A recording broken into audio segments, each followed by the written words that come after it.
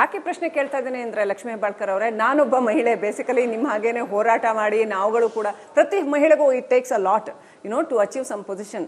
ನಾನು ಸೇಮ್ ನಿಮ್ಮ ಹಾಗೆ ಇರುವ ಇನ್ನೋರ್ವ ಮಹಿಳೆ ಸಿ ಟಿ ರವಿ ಅವರ ಪತ್ನಿ ಪಲ್ಲವಿ ಅವರ ಹತ್ರ ಅವ್ರಿಗೂ ಇದೇ ಥರ ಟಫ್ ಕ್ವಶನ್ ಕೇಳಿದ್ದೀನಿ ನಾನು. ಡ್ರಾಮಾಕ್ಕೋಸ್ಕರ ಮಾಡ್ತಾ ಇದ್ದಾರೆ ಸಿ ಟಿ ರವಿ, ಇದನ್ನೆಲ್ಲ ಪೊಲಿಟಿಕಲ್ ಮೈಲೇಜ್ಗೆ ಮಾಡ್ತಿದ್ದಾರೆ, ಕೇಳಿದ್ದೀನಿ ನಾನು. ಸೊ ಅದೇ ಪ್ರಶ್ನೆಯನ್ನು ನಿಮ್ಗೆ ಕೇಳ್ತಾ ಇದ್ದೀನಿ ನಾನು. ಲಕ್ಷ್ಮೀ ಹೆಬ್ಬಾಳ್ಕರ್ ಅವರು ವಿರೋಧ ಪಕ್ಷದ ಒಬ್ಬ MLA ಮುಗಿಸೋದಕ್ಕೋಸ್ಕರ ಅಥವಾ ಒಂದು ಸೀಟ್ ಕೀಳೋದಕ್ಕೋಸ್ಕರ ಇದೆಲ್ಲ ಡ್ರಾಮಾ ಮಾಡ್ತಿದ್ದಾರೆ ನಿಮ್ಮ ಮೇಲೆ ಆರೋಪ. ಎಂತ ಒಂದು I don't know how to answer this. ಈ ಮಟ್ಟಕ್ಕೆ ಲಕ್ಷ್ಮೀ ಹೆಬ್ಬಾಳ್ಕರ್ ಇಳಿದು ಒಂದು MLA ಸ್ಥಾನ ಈಗಾಗಲೇ ಸೋಲಿಸ್ಬಿಟ್ಟಿದ್ದಾರೆ. ಚಿಕ್ಕಮಂಗ್ಳೂರು ಜನ ಸೋತ್ ಹೋಗ್ಬಿಟ್ಟಿದ್ದಾರೆ. ಸಿ ಟಿ ರವಿ ಅವರು ರಾಜಕಾರಣದಲ್ಲಿ ಸೋಲು ಗೆಲುವು ದಟ್ ಈಸ್ ಡಿಫ್ರೆಂಟ್ ಮ್ಯಾಟರ್. ಅವ್ರಿಗೇನು MLAನೂ ಅಲ್ಲ, ಅಥವಾ ಅವ್ರ ಜೊತೆ ನನಗೆ ವೈಯಕ್ತಿಕ ದ್ವೇಷನೂ ಇಲ್ಲ. ನಾನು ಅವ್ರ ಜೊತೆ ನಾನೇನು ಆ ಒಂದು ಇದ್ರಲ್ಲೂ ಇರಲಿಲ್ಲ. ನನಗೆ ಯಾಕೆ ಬೇಕ್ರಿ? ಅಥವಾ ಬರೀ ಒಬ್ಬ MLAನ ತೆಗಿಬೇಕು ಅನ್ನುವಂಥ ದೃಷ್ಟಿಯಲ್ಲಿ ಲಕ್ಷ್ಮೀ ಹೆಬ್ಬಾಳ್ಕರ್ ಬಾಯಿಯಿಂದ ಅವ್ರು ಹೀಗೆ ಅಂದ್ರು ಅಂತ ನಾನು ಅನಿಸ್ಕೋಬೇಕಾ? ಆ ಪದವನ್ನು ನಾನು ಹೇಳಬೇಕಾ? ಇದನ್ನು ನೀವು ನಂಬ್ತೀರಾ? ಯಾವುದೇ ಮಹಿಳೆ ಇದನ್ನು ನಂಬಲಿಕ್ಕೆ ಸಾಧ್ಯನಾ? ಇವತ್ತು ನಾನು ಸುಮ್ಮನೆ ಆದೆ ಅಂತ ಇಟ್ಕೊಳ್ಳಿ, ಮರ್ಯಾದೆಗೆ ಹೆದರೋ ಇನ್ನೇನೋ ಹೆದರೋ ನಾನು ಸುಮ್ಮನೆ ಆದೆ ಅಂತ ಇಟ್ಕೊಳ್ಳಿ. ಇವತ್ತು ಲಕ್ಷ್ಮೀ ಹೆಬ್ಬಾಳ್ಕರು, ನಾಳೆ ನೀವು, ನಾಳೆ ಮತ್ತೊಬ್ಬರು. ಸಿ ಟಿ ರವಿ ಅವ್ರಿಗೆ ಅಂದು ಸದನದಲ್ಲಿ ಆಡಿರೋ ಮಾತಿಗೆ ಪ್ರತಿರೋಧವನ್ನು ನಾನಂತ ಒಡ್ಡಿದ್ದೀನಿ. ಇದು ಮೊದಲನೇ ಬಾರಿ ಅಲ್ಲ ಅವ್ರು ಮಾತಾಡಿದ್ದು ಮಹಿಳೆಯರ ಬಗ್ಗೆ. ಬಹಳಷ್ಟು ಬಾರಿ ಮಾತನಾಡಿದ್ದಾರೆ. ಸದನದಲ್ಲಿನೇ ನಿತ್ಯ ಸುಮಂಗಲಿಯರು ಅಂತ ಇದನ್ನ ಮಾಡಿದ್ರೆ ಅವತ್ತು ಕೂಡ ಅದನ್ನ ನಾನು ಖಂಡನೆ ಮಾಡಿದ್ದೀನಿ. ಯಾರು ಇವರು ಈ ರೀತಿ ಎಲ್ಲ ಮಾತನಾಡ್ಲಿಕ್ಕೆ? ಪಲ್ಲವಿ ಹೇಳಿದ್ರು, ನನಗೆ ಲೈವ್ ಲೊಕೇಶನ್ ಕಳಿಸಿದ್ರು ಅವರು. ನಾವು ಮಧ್ಯರಾತ್ರಿ 4 ಗಂಟೆವರೆಗೂ ಟ್ರ್ಯಾಕ್ ಮಾಡಿದ್ವಿ. ನಂದು ಒಂದೇ ಭಾಳ ನ್ಯೂಟ್ರಲ್ ಆಗಿ ಹೇಳಿದ್ರು ಅವರು, ಎಮೋಷನಲ್ ಆಗಲಿಲ್ಲ, ನ್ಯೂಟ್ರಲ್ ಆಗಿ ಹೇಳಿದ್ರು ಅವರು. ಲಕ್ಷ್ಮೀ ಹೆಬ್ಬಾಳ್ಕರ್ ಅವರು ಒಬ್ಬ ಮಹಿಳೆ. ನನಗಿರೋ ಅನುಮಾನ ಏನು ಅಂತಂದ್ರೆ, ಅವ್ರನ್ನ ಕಾನೂನು ಕ್ರಮ ನೀವು ಅವ್ರು ಅನ್ಲಿಲ್ಲ ಅಂತ ಹೇಳಿಲ್ಲ ಅವರು. ಸಿ ಟಿ ರವಿ ಈ ಪದವನ್ನ ಹೇಳಿಲ್ಲ ಅಂತೆಲ್ಲ ಏನು ಹೇಳಕ್ ಹೋಗಿಲ್ಲ ಅವರು. ಏನು ಹೇಳಿದ್ರು, ಅದು ಏನೇ ಇದ್ರು ಸ್ಪೀಕರ್ಗೆ ಕಂಪ್ಲೇಂಟ್ ಕೊಡ್ಬೋದಾಗಿತ್ತು, ಸ್ಪೀಕರ್ ಅದನ್ನ ಮಾಡ್ತಾ ಇದ್ರು, ಅಥವಾ ಪೊಲೀಸ್ FIR ಆದ್ರೆ ಕಾನೂನು ಕ್ರಮ ತಗೋಬೋದಾಗಿತ್ತು. ಅವ್ರು ಸ್ಟೇಷನಲ್ಲಿ ಇಟ್ಕೋತಾರೆ ಅನ್ಕೊಂಡು ನಾವು ಸುಮ್ಮನಾದ್ವಿ. ಬಟ್ ಎಲ್ಲ ಕಡೆ ಅಲಿಸಿದ್ರು. ಆವಾಗ ನಿಜವಾಗಿಯೂ ನನಗೆ ಒಬ್ಬ ಹೆಣ್ಣುಮಗಳಾಗಿ, ಒಬ್ಬ ರಾಜಕಾರಣಿಯ ಹೆಂಡತಿ ಆಗಲ್ಲ, ಒಬ್ಬ ಹೆಣ್ಣುಮಗಳಾಗಿ ಭಯ ಆಯ್ತು. ನನ್ನ ಗಂಡನ ಮೇಲೆ ಕೊಲೆ ಯತ್ನ ಆಗ್ತಾ ಇದೆಯೇನೋ ಅನ್ನೋ ಭಯ ಆಯ್ತು. ಇದರ ಹಿಂದೆ ಪ್ರಭಾವಿಗಳಿದ್ದಾರೆ ಅನ್ನೋ ಭಯ ಆಯ್ತು ಅಂತ. ನೀನೇನು? ಇದು ಬಿಹಾರ್ ಅಲ್ಲ, ಇದು UPನೂ ಅಲ್ಲ, ಇದು ಮಧ್ಯಪ್ರದೇಶನೂ ಅಲ್ಲ. ಇಲ್ಲಿ ಬುಲ್ಡೋಸರ್ಗಳು ಒಬ್ಬರ ಮೇಲೆ ಎತ್ತೋದಿಲ್ಲ. ಕರ್ನಾಟಕ ಪೊಲೀಸು ಇಡೀ ದೇಶದಲ್ಲೇ ಹೆಸರುವಾಸಿಯಾಗಿದ್ದಾರೆ. ಸುವರ್ಣಸೌಧ ಇರೋದು ನನ್ನ ಕಾನ್ಸ್ಟಿಟ್ಯೂನ್ಸಿ ಬೆಳಗಾವಿ ಗ್ರಾಮೀಣ, ಬೆಳಗಾವಿ ರೂರಲ್. ಲಕ್ಷ್ಮೀ ಹೆಬ್ಬಾಳ್ಕರ್ ಪ್ರತಿನಿಧಿಸ್ತಾ ಇರುವಂಥ ಕ್ಷೇತ್ರದಲ್ಲಿ ಇವತ್ತು ಸುವರ್ಣಸೌಧ ಇದೆ. ಅಲ್ಲಿ ಆ ಘಟನೆ ಆದಮೇಲೆ ನಾನು ಹಿರೇಬಾಗೇವಾಡಿ ಪೊಲೀಸ್ ಸ್ಟೇಷನ್, ನನ್ನ ಕ್ಷೇತ್ರದ ಪೊಲೀಸ್ ಸ್ಟೇಷನ್ ಕಂಪ್ಲೇಂಟ್ ಕೊಟ್ಟೆ. ಲಾ ಆ್ಯಂಡ್ ಆರ್ಡರು ಎಲ್ಲಾದರೂ ಸಿ ಟಿ ರವಿ ಅವರ ಮಹಾನ್ ಭಾವರ ಜೀವಕ್ಕೆ ಏನಾದರೂ ತೊಂದರೆ ಆಗುತ್ತೆ ಅಂತ ತಿಳ್ಕೊಂಡು ಪೊಲೀಸ್ನವರು ಅವರನ್ನು ದೂರದ ಖಾನಾಪುರ್ಗೆ ತೆಗೆದುಕೊಂಡು ಹೋದರು. ಲಾ ಆ್ಯಂಡ್ ಆರ್ಡರ್ ಏನಾದರೂ ಹೆಚ್ಚು ಕಡಿಮೆ ಆಗುತ್ತಂತೆ. ಖಾನಾಪುರದಲ್ಲಿ ರಾಜಾರೋಷವಾಗಿ BJPಯ ಎಲ್ಲ ಮುಖಂಡರು ಕೂತ್ಕೊಂಡು ಮೀಟಿಂಗ್ ಮಾಡ್ತಾರಲ್ಲ, ಮೊಬೈಲ್ನಲ್ಲಿ 20 ಗಂಟೆ ಮಾತನಾಡ್ತಾರಲ್ಲ, ಹಾಗಾದರೆ ಅವಾಗ ಅವ್ರಿಗೆ ಅರಿವು ಆಗ್ಲಿಲ್ವಾ? ಏನು ಕಾನೂನನ್ನು ಕೈಗೆತ್ಕೊಂಡಿದ್ದಾರೆ, ಯಾರು ಕಾನೂನನ್ನು ಕೈಗೆತ್ಕೊಂಡಿದ್ದಾರೆ, ಯಾರು ಕಾನೂನು ಬಾಹಿರ ಇದನ್ನು ಮಾಡಿ ಅವರಿಗೆ ರಕ್ಷಣೆ ಕೊಡಲಿಕ್ಕೆ. ಓಕೆ, ಇದನ್ನ ಸಾಕಷ್ಟು ಬಾರಿ ಹೇಳಿದ್ರಿ ನೀವು ಮೊನ್ನೆಯಿಂದನೂ ಕೂಡ. ಅವ್ರನ್ನ ಸೇಫ್ಟಿಗೋಸ್ಕರ ಮಾಡಿದ್ವಿ ಅಂತ.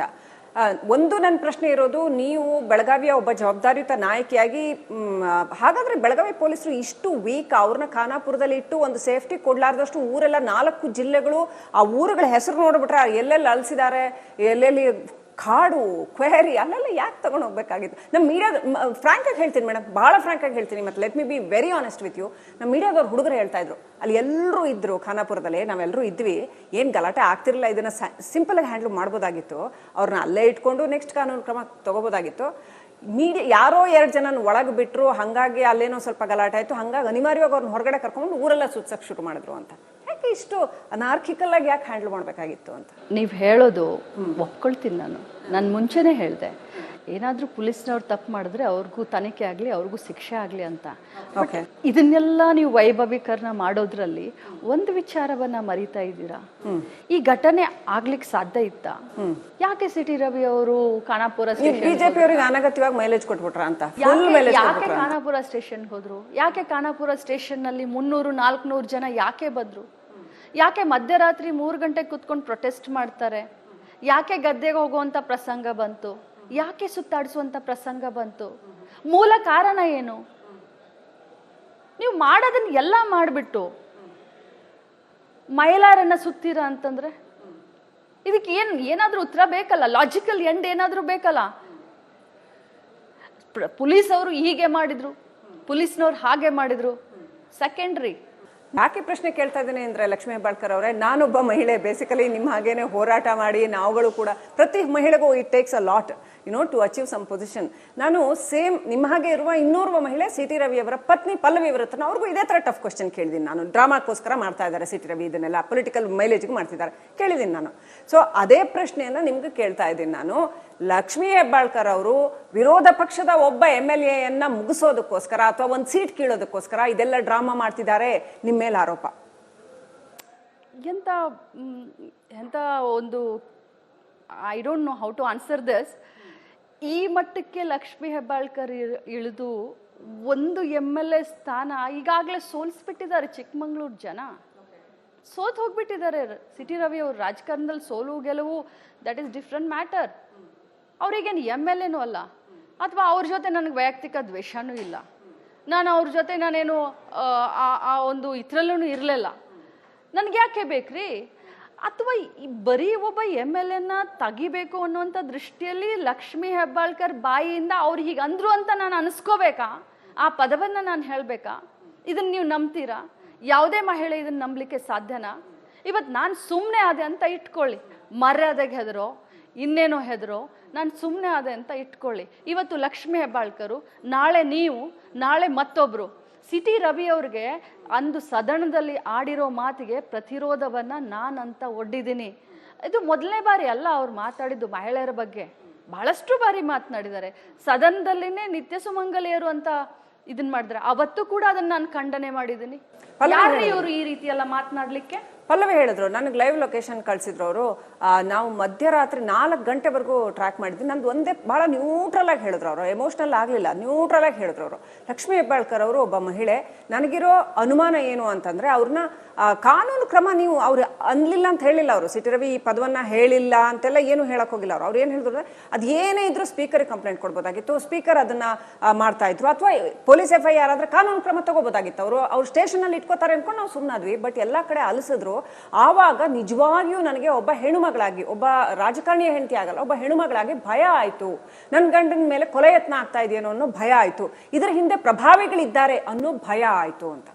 ನೀನು ಇದು ಬಿಹಾರ್ ಅಲ್ಲ, ಇದು UPನೂ ಅಲ್ಲ, ಇದು ಮಧ್ಯಪ್ರದೇಶನೂ ಅಲ್ಲ. ಇಲ್ಲಿ ಬುಲ್ಡೋಸರ್ಗಳು ಒಬ್ಬರ ಮೇಲೆ ಎತ್ತೋದಿಲ್ಲ. ಕರ್ನಾಟಕ ಪೊಲೀಸು ಇಡೀ ದೇಶದಲ್ಲಿನೇ ಹೆಸರುವಾಸಿಯಾಗಿದ್ದಾರೆ. ಸುವರ್ಣಸೌಧ ಇರೋದು ನನ್ನ ಕಾನ್ಸ್ಟಿಟ್ಯೂನ್ಸಿ ಬೆಳಗಾವಿ ಗ್ರಾಮೀಣ, ಬೆಳಗಾವಿ ರೂರಲ್. ಲಕ್ಷ್ಮೀ ಹೆಬ್ಬಾಳ್ಕರ್ ಪ್ರತಿನಿಧಿಸ್ತಾ ಇರುವಂಥ ಕ್ಷೇತ್ರದಲ್ಲಿ ಇವತ್ತು ಸುವರ್ಣಸೌಧ ಇದೆ. ಅಲ್ಲಿ ಆ ಘಟನೆ ಆದಮೇಲೆ ನಾನು ಹಿರೇಬಾಗೇವಾಡಿ ಪೊಲೀಸ್ ಸ್ಟೇಷನ್, ನನ್ನ ಕ್ಷೇತ್ರದ ಪೊಲೀಸ್ ಸ್ಟೇಷನ್ ಕಂಪ್ಲೇಂಟ್ ಕೊಟ್ಟೆ. ಲಾ ಆ್ಯಂಡ್ ಆರ್ಡರು ಎಲ್ಲಾದರೂ ಸಿ ಟಿ ರವಿ ಅವರ ಮಹಾನ್ ಭಾವರ ಜೀವಕ್ಕೆ ಏನಾದರೂ ತೊಂದರೆ ಆಗುತ್ತೆ ಅಂತ ತಿಳ್ಕೊಂಡು ಪೊಲೀಸ್ನವರು ಅವರನ್ನು ದೂರದ ಖಾನಾಪುರ್ಗೆ ತೆಗೆದುಕೊಂಡು ಹೋದರು. ಲಾ ಆ್ಯಂಡ್ ಆರ್ಡರ್ ಏನಾದರೂ ಹೆಚ್ಚು ಕಡಿಮೆ ಆಗುತ್ತಂತೆ. ಖಾನಾಪುರದಲ್ಲಿ ರಾಜಾರೋಷವಾಗಿ BJPಯ ಎಲ್ಲ ಮುಖಂಡರು ಕೂತ್ಕೊಂಡು ಮೀಟಿಂಗ್ ಮಾಡ್ತಾರಲ್ಲ, ಮೊಬೈಲ್ನಲ್ಲಿ 20 ಗಂಟೆ ಮಾತನಾಡ್ತಾರಲ್ಲ, ಹಾಗಾದರೆ ಅವಾಗ ಅವ್ರಿಗೆ ಅರಿವಾಗಲಿಲ್ವಾ? ಏನು ಕಾನೂನನ್ನು ಕೈಗೆತ್ಕೊಂಡಿದ್ದಾರೆ, ಯಾರು ಕಾನೂನನ್ನು ಕೈಗೆತ್ಕೊಂಡಿದ್ದಾರೆ, ಯಾರು ಕಾನೂನು ಬಾಹಿರ ಇದನ್ನು ಮಾಡಿ ಅವರಿಗೆ ರಕ್ಷಣೆ ಕೊಡಲಿಕ್ಕೆ. ಓಕೆ ಓಕೆ ಇದನ್ನು ಸಾಕಷ್ಟು ಬಾರಿ ಹೇಳಿದ್ರಿ ನೀವು ಮೊನ್ನೆಯಿಂದನೂ ಕೂಡ. ಅವ್ರನ್ನ ಸೇಫ್ಟಿಗೋಸ್ಕರ ಮಾಡಿದ್ವಿ ಅಂತ.